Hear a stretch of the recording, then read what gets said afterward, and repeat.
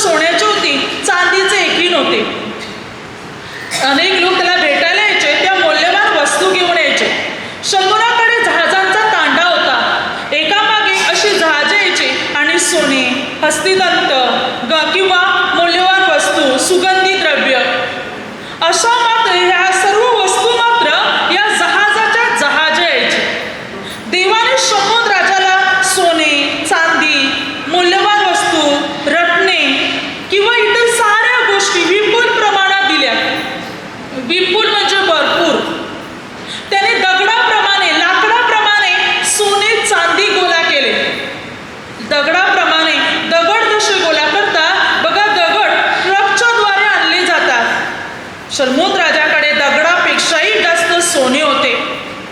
लाकडासारखं चांदी त्याने गोळा केले. जसं लाकडं गोळा करतात तसं त्याने चांदी गोळा केले.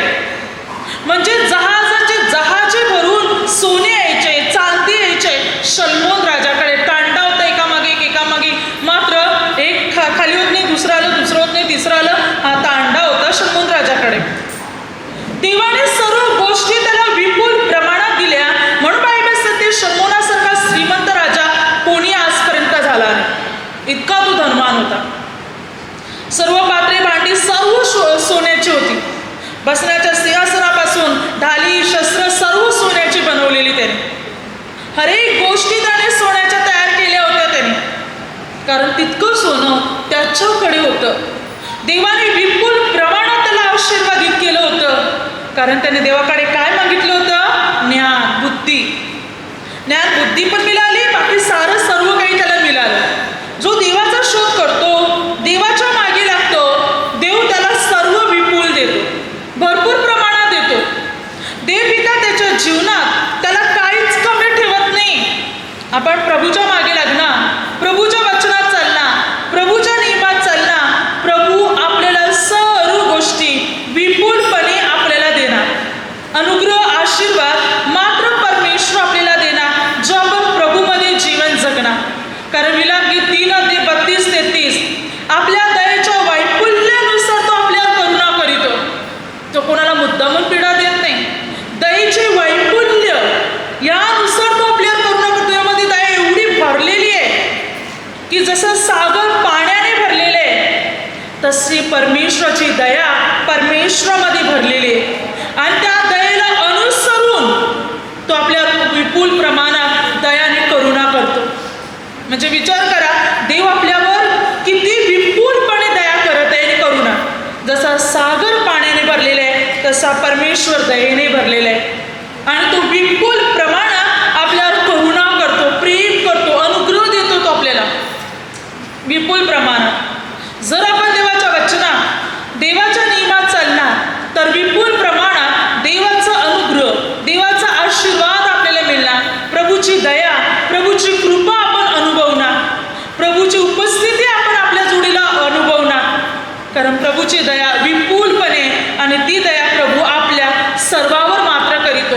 मात्र आपल्याला त्याच्या मार्गात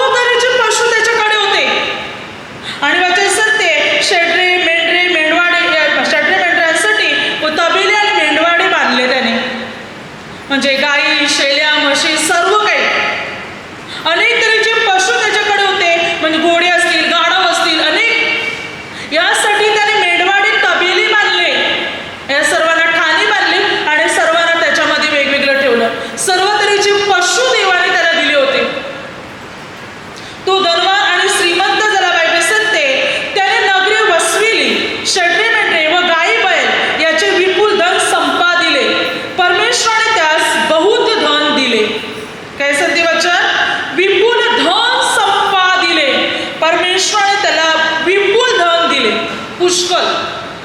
का माहिती? तो देवाच्या आज्ञा पाळायचा, म्हणून तो देवाचे नियम पाळायचा, परमेश्वराच्या आज्ञेला अनुसरून तो चालायचा. उजवी डावीकडे पण तो वळाला नाही. पूर्ण देवाच्या नियमात चालायची राजा. त्याची पूर्ण भिस्त होती देवावर, पूर्ण भरोसा होता त्याचा देवावर. म्हणून देवाने सर्व बाबतीत त्याला आशीर्वादित केले आणि सर्व गोष्टी त्याला विपुल दिल्या. देव कोणाला भरपूर देतो? जो देवाचे नियम पाळतो, जो देवाच्या वचनात चालतो, देवाकडे प्रार्थना करतो त्याला. आपणही तसं करणार तर आपल्यालाही मिळणार. देव कोणामध्ये भेदभाव ठेवत नाही, देव कोणालाही तुच्छ लेखत नाही.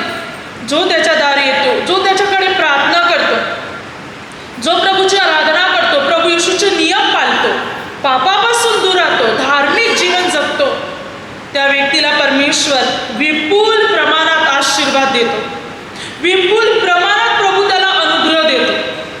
प्रत्येकाला देण्यासाठी प्रभू तयार आहे, पण त्यासाठी आपणही प्रभूच्या मार्गावर चालण्याचा प्रयत्न केला पाहिजे. पूर्ण देवाचे मार्ग अनुसरले पाहिजेत. आपण त्याच्या वचनाप्रमाणे आपण जीवन जगले पाहिजे.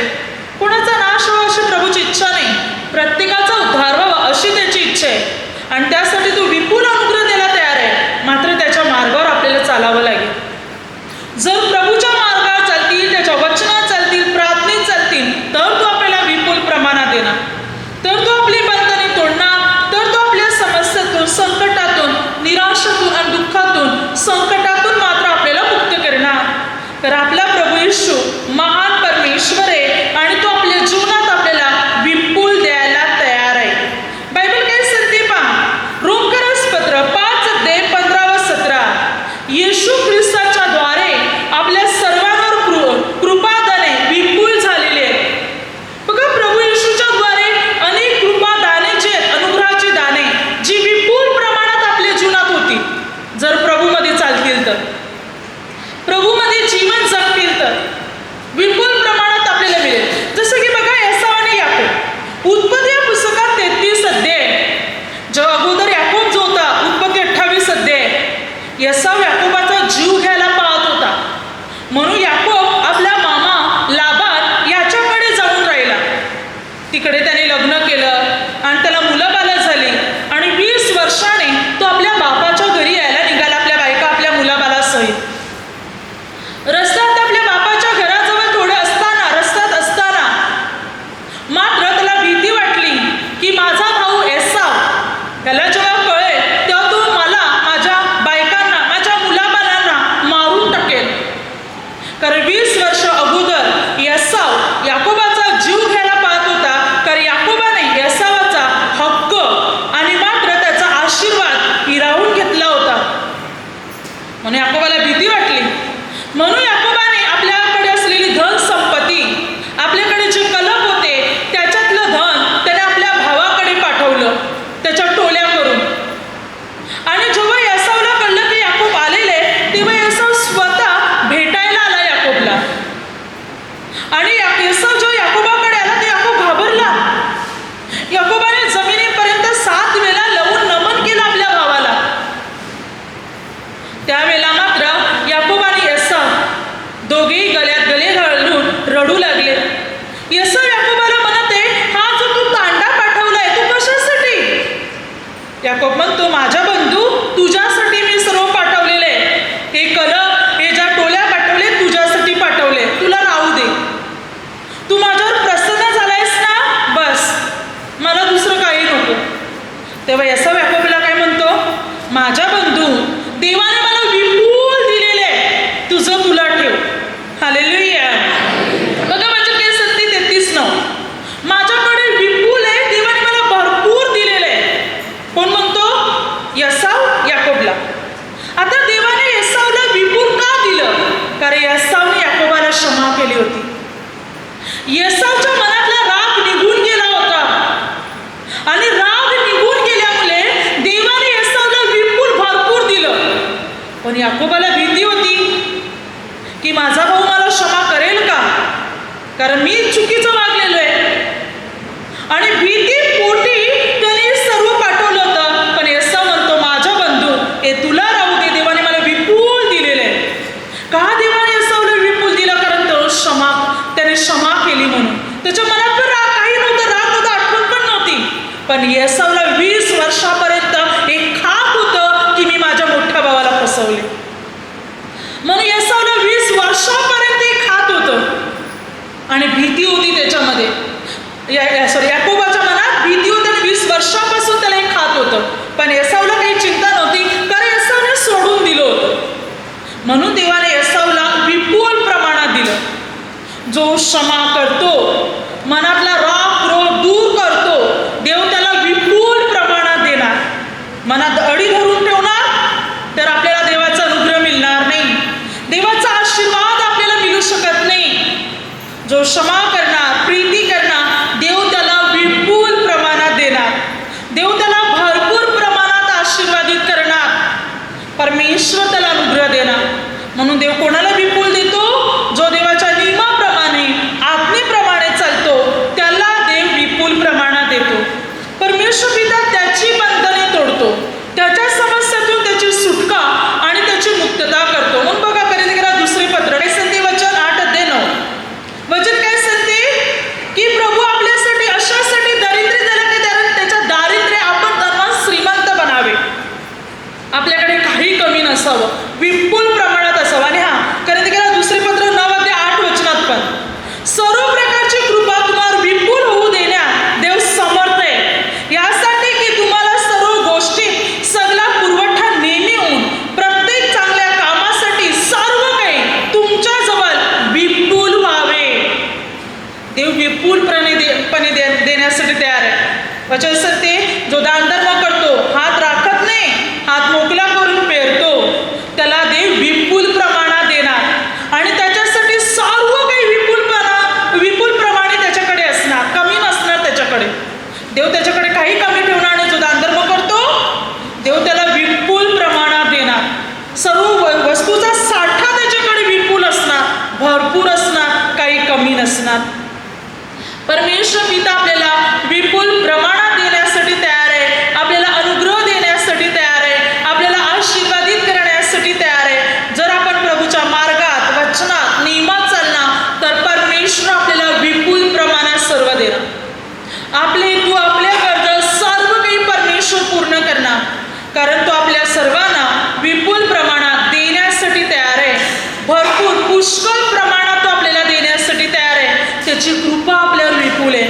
म्हणून प्रभू आपल्यासाठी दारिद्र्य झाला की आपण धनवान श्रीमंत व्हावे, आपल्याकडे काही कमी नसावं, भरपूर असावं, पुष्कळ असावं आपल्याकडे, आणि तो द्यायला तयार आहे. जर खरोखर आपण प्रभूच्या वचनानुसार, प्रभूच्या नियमानुसार चालणार तर प्रभू आपल्या जीवनामध्ये या सर्व गोष्टी आपल्याला विपुल प्रमाणात देणार आणि सर्व तऱ्हेच्या समस्या प्रभू आपल्या जीवनातून पूर्ण दूर करणार. पुढे स्तोत्रसंहिता 68 अध्यायामध्ये 9 वचन काय सांगते पहा?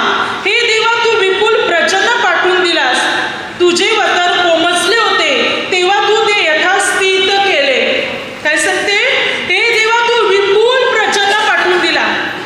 आता बघा, आपल्यासाठी देवाने केलेले एक चमत्कार की मात्र जून महिना संपत आला तरी पावसाचा काही पत्त्या नव्हता, पाऊस पडत नव्हता, गरमी वाढत चालली होती. गरमीने लोक आजारी पडत चालले होते. आजारीच नाही, अगदी अनेक लोक गरमीमुळे मृत्यूही पावले. परंतु बायबल सांगते देवाने विपुल प्रजन पाठवून दिला. पाऊस भरपूर पाठवला की नाही? विपुल प्रजन म्हणजे पाऊस. देवाने विपुल प्रजन पाठवून दिला आणि वचन सांगते तुझे वतन जे कोमजले होते ते तू यथास्थित केले. हालेलुया. भरपूर पाऊस पडला. देवाचे वतन जे कोमजले होते पाण्याविना ते देवाने पुन्हा टवटवीत, रसभरीत, ताजेतवाने केले. हा प्रजन प्रभू अनुग्रहाचा आपल्याला देत आहे. प्रभू म्हणतो, मी आशीर्वादाचा प्रजन तुमच्यावर पाठवीन. तुम्ही उदास आहात, तुम्ही निराश आहात, तुम्ही दुःखी आहात, मी तुम्हाला टवटवीत करीन, आनंदाने भरीन. प्रभू आपल्या जीवनात आनंदाचा प्रजन पाठविण्यासाठी तयार आहे. सुख शांतीचे विपुल्य प्रजन आपल्याला पाठविण्यासाठी तयार आहे. आपलं जीवन, आपलं कुटुंब रसभरीत, टवटवीत, ताजेतवाने प्रभू करायला तयार आहे. विपुल प्रमाणात अनुग्रह देणारा परमेश्वर आहे, विपुल प्रमाणात आशीर्वाद देणारा परमेश्वर आहे. जर आज आपण प्रभूकडे प्रार्थना करणार, विनवणी करणार, परमेश्वर आपल्याला विपुल प्रमाणात अनुग्रह देणार, परमेश्वर आपल्याला विपुल प्रमाणात